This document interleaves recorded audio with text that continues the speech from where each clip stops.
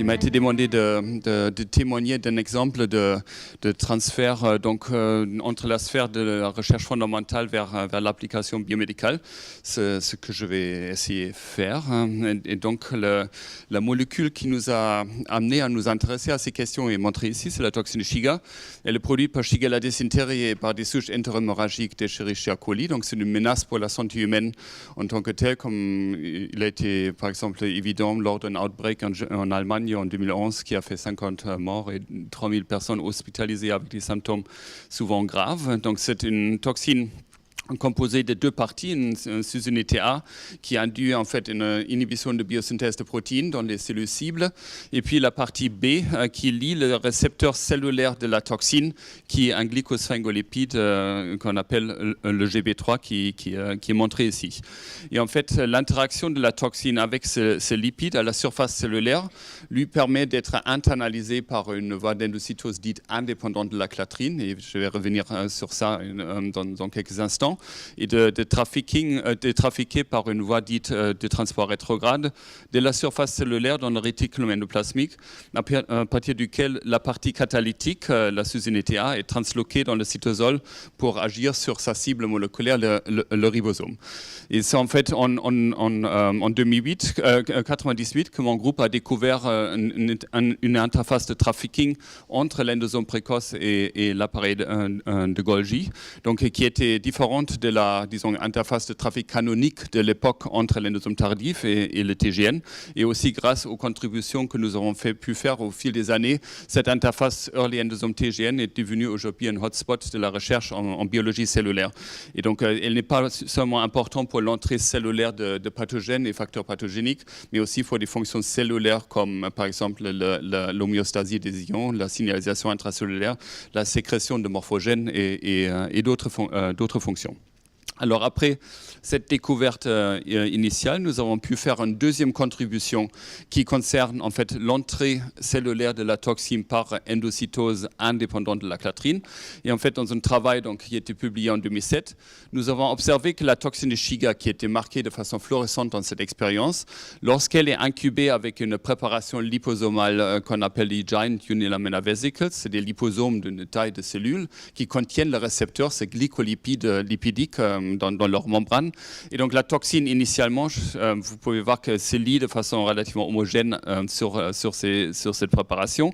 Mais ensuite, vous voyez des zones où elle est plus marquée, qui sont plus marquées, et à partir duquel vous voyez une sorte de projection à l'intérieur de la lumière de ces liposomes.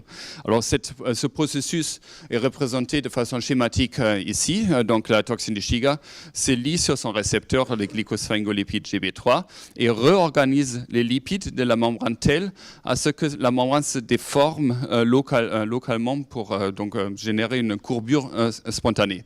Et lorsque plusieurs toxines se mettent ensemble, on observe la formation d'invagination longue et profonde et étroite. Alors, et ceci sans l'aide d'une machinerie cytosolique qui agirait de ce côté-là pour favoriser cette déformation membranaire. Maintenant, vous allez peut-être vous dire que c'est un mécanisme un peu ésotérique. Pourquoi est-ce qu'il aurait attiré l'attention des chercheurs dans le domaine de la biologie des membranes? Et pour comprendre ce point-là, il est utile de se rappeler de la voie classique d'endocytose qui est la voie dépendante de la clatrine. Et dans ce contexte, en fait, ce sont des protéines dites adaptatrices qui interagissent avec des signaux dans le queue cytosolique des protéines cargo pour les amener dans un sous-domaine de la membrane plasmique où la machinerie de la clatrine va s'assembler et va favoriser la déformation de la membrane et la construction d'un puits endocytique. Et donc la question, comment ces deux fonctions-là, c'est-à-dire le recrutement des cargos et la déformation de la membrane, sont opérées dans des voies d'endocytose dites indépendantes de la clatrine, où c'est donc pas la machinerie de la clatrine qui va pouvoir organiser ce processus. Comment ces deux fonctions sont organisées dans ces voies était un mystère depuis les 30 ans, plus de 30 ans que ces voies ont été découvertes. Et donc, notre mécanisme qui propose que en fait, la réorganisation des lipides conduit par une lectine, la toxine dans ce cas-là, qui au niveau du côté exoplasmique de la membrane, que cette organisation des lipides qui permet de la construction de puits endocytiques permet donc de proposer une hypothèse pour répondre à ce challenge, à cette question dans le domaine de la biologie des membranes. Et donc, suite à notre travail initial, nous avons pu faire un certain nombre de contributions qui ont montré que ce mécanisme s'applique aussi à d'autres facteurs pathogènes et facteurs pathogéniques comme la toxine cholérique, des polyomavirus comme S.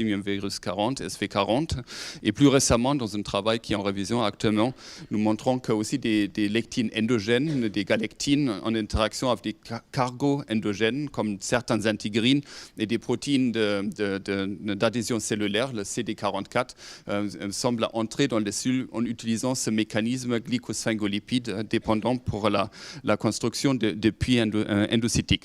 Donc, on peut entrevoir éventuellement la possibilité que nous ayons découvert un mécanisme possiblement générique pour expliquer cette mystère un peu dans le domaine de la biologie des membranes, de savoir comment les puits endocytiques sont construits dans des processus d'endocytose indépendante de la clatrine. Voilà, donc ça c'est un petit peu le background de questions de trafic intracellulaire, de biologie cellulaire qui nous intéresse dans le domaine. Et ce que je voudrais faire dans cette deuxième partie de ma présentation maintenant, c'est de discuter comment ces résultats nous ont inspiré en quelque sorte pour nous intéresser à leur possible application dans le domaine de la recherche biomédicale. Et donc le point de départ, donc je parlerai ici de l'exemple de l'immunothérapie que nous développons en interaction, en collaboration avec le professeur Eric Tartour à l'hôpital Georges Pompidou à Paris. Et le point de départ de cette démarche est en fait l'observation que les cellules dendritiques humains ou de souris expriment en fait ce glycosphingolipide GB3 qui est donc le récepteur de la toxine de Shiga dont je vous ai parlé il y a quelques secondes. Et en fait aussi bien sûr le point que cette toxine ou la sous-unité B, donc c'est STXB, c'est Shiga Toxin B subunit, donc c'est la partie qui lie le récepteur, la sous-unité B, la partie qui lie le glycosphingolipide GB3, que cette toxine entre dans les cellules comme nous avons vu par des mécanismes ou des voies un petit peu atypiques.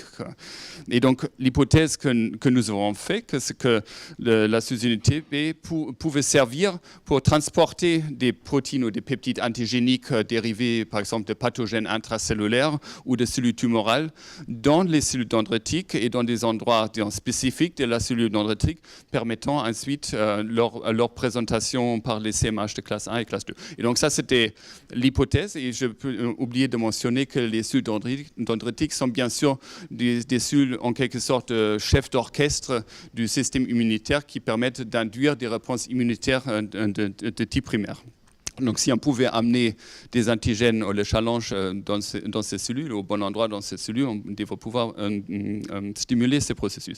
Et ça, c'est en fait ce que nous avons observé. Donc à travers d'un certain nombre d'études au fil des années, nous avons pu montrer qu'effectivement, sur plusieurs antigènes, que la sous-unité B parvienne à les transporter dans des voies de présentation classe restreinte, classe 1, classe 2, ce qui induit donc chez la souris et dans les cellules dendritiques humains, ce qui induit chez la souris et le singe une réponse de type lymphocyte T cytotoxique capable chez la souris de protéger ces souris contre des pathogènes intracellulaires ou contre la croissance tumorale. Et donc, je montre ici un exemple d'une publication récente dans laquelle des tumeurs qui expriment une protéine du Human Papillomavirus 16, HPV16, donc la protéine E7, qui sont engraftées de façon orthotopique, donc dans un site ORL. Et après donc, ces souris sont vaccinées. Et nous observons que les souris vaccinées sont totalement protégées, alors que les souris contrôle vont développer la tumeur. Et ce qui est intéressant dans cette expérience, c'est aussi que la vaccination par les voies muqueuses, donc, lorsque l'antigène, donc le peptide antigénique, est vectorisé par la sous-unité B, les souris sont protégées. Et donc, lorsque l'antigène n'est pas vectorisé par la sous-unité B, cette protection n'est pas observée. Donc, la sous-unité B agit comme un vecteur dans ce cas pour augmenter l'efficacité de ce processus. Alors, ce qui est intéressant, c'est que lorsque la vaccination se fait via la muqueuse, donc la protection est bonne. Lorsque la vaccination se fait par l'injection intramusculaire, dans ce modèle-là, la protection est très partielle. Donc, ce qui en fait un des premiers vecteurs non réplicatifs efficaces pour la vaccination thérapeutique, en tout cas chez la souris.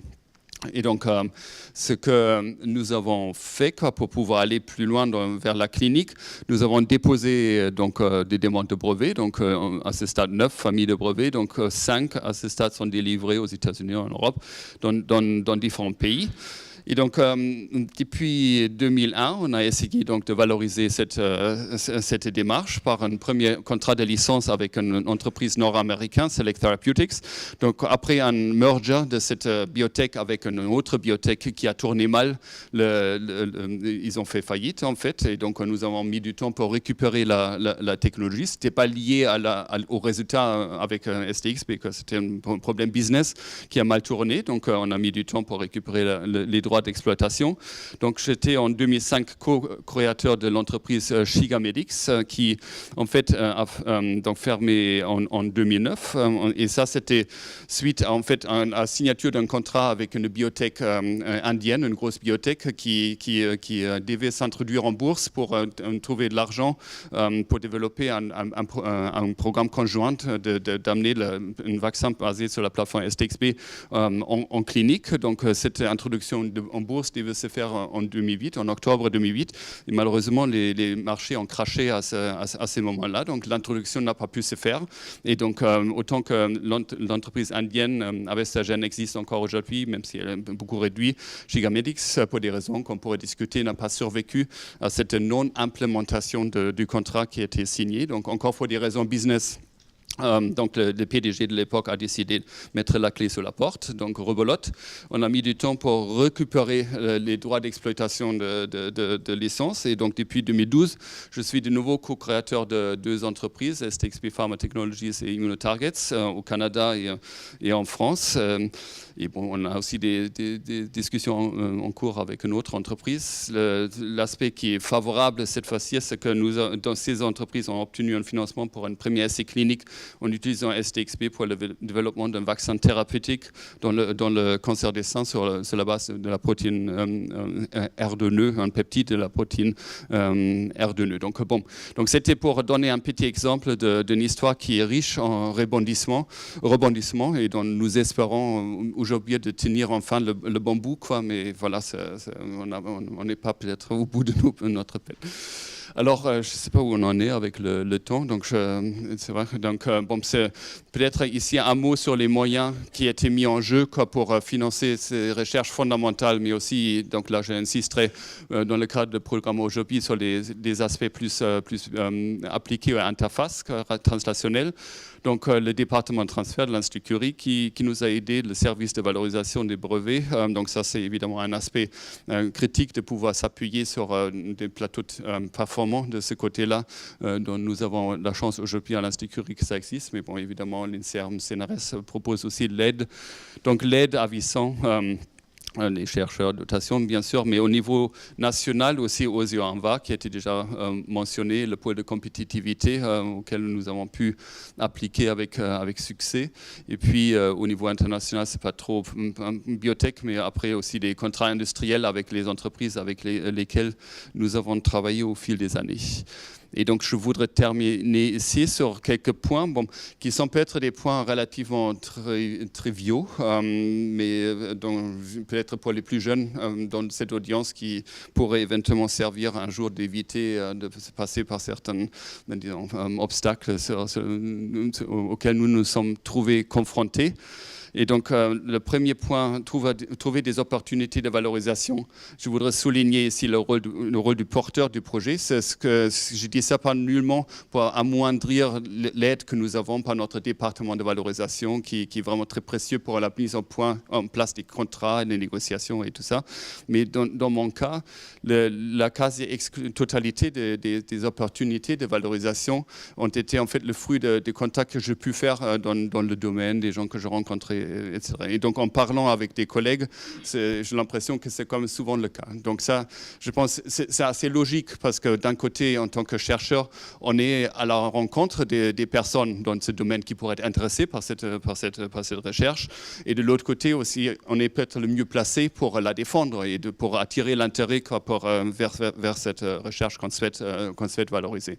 Et donc je le mentionne ici parce que, bon, d'un autre côté, quand on projette de se lancer dans cette aventure, il faut quand même en être conscient que ce n'est pas un second rôle. On est en première ligne pendant un bon moment pour porter le projet suffisamment longtemps. Et ça a des conséquences. Donc, maintenir une activité de recherche de qualité malgré la surcharge qu'amène quand même l'aspect de valorisation et interface n'est pas toujours facile. Et il faut en être quand même conscient avant de se lancer.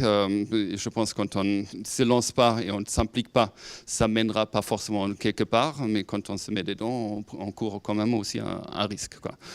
Et donc le troisième point, il va un peu dans ce sens. Par contre, de ne pas se laisser s'aspirer vers des tâches des autres, c'est peut-être une erreur qu'on fait facilement. En tout cas, moi, j'ai clairement fait la première phase de se laisser entraîner un peu par le dirigeant de l'époque pour aller à la rencontre des investisseurs à un stade précoce de la procédure. Et je pense aujourd'hui, donc je fais beaucoup moins aujourd'hui. C'est sûr qu'il faut intervenir pour témoigner de la qualité de la recherche qui est derrière, mais peut-être à un moment où les négociations sont quand même déjà un peu plus avancées, ne pas être toujours à tout moment partout, quoi. Donc on peut aussi perdre son temps et c'est important si on ne veut pas changer de casquette, mais rester chercheur, d'avoir aussi le courage de dire bon voilà, vous y allez, c'est votre job, on verra plus tard quand ça sera un peu plus avancé. Et puis le dernier, la création d'entreprise. Donc avoir un produit validé, un stade de validation avancé. Ça a l'air trivial comme ça. On a buté sur ça. Sur la plateforme STXB, on avait mis un antigène modèle et on montrait que ça marchait super bien. Après, la transposition, donc simplement technique, de l'antigène modèle sur l'antigène relevant comme biomédical était plus compliqué que prévu, ce qui a quand même imposé dans une démarche d'entreprise privée où les ressources sont limitées, introduit un certain nombre de contraintes. Bon, c'est pas pour ça que Chigamedix a fait faillite. Mais aujourd'hui, il faut donc je pense que c'est un point important de vraiment réfléchir bien et quand on n'est pas spécialiste, expert, de vraiment réfléchir avec les experts pour savoir si la proof of concept est suffisamment avancée pour être sûr que l'entreprise peut, le type de valeur ajoutée est créé qui permettra à l'entreprise aussi de lever des fonds et de trouver des investissements pour l'attirer sur cette aventure que vous allez peut-être entreprendre. Voilà, donc c'est ce que j'aurais voulu dire en tant que témoignage. Merci.